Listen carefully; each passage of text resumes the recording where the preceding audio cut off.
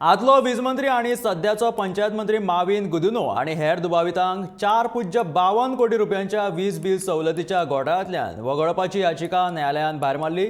ही केस चालूच उरतली देखून दुबावितांक थाकाय मेळची ना अशें न्यायालयान आपल्या निवाड्यात म्हटलां। वीज बिल सवलत घोटाळो प्रकरणात भ्रष्टाचार प्रतिबंधक कायद्या खाला गुन्हा नोंद केल्लो।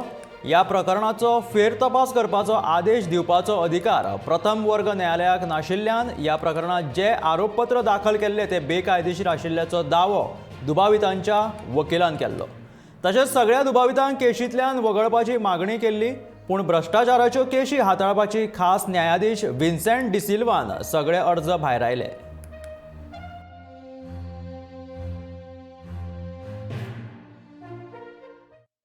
हियरिंग आसले ती जजमेंट पास केला। एप्लिकेशनां फायल केल्ली पळय ती फॉर क्लोजर ऑफ केस ती डिसमीस केल्या।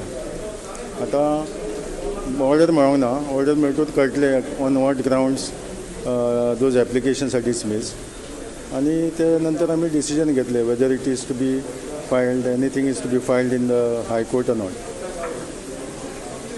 इतकेंच जजमेंट पास जाला।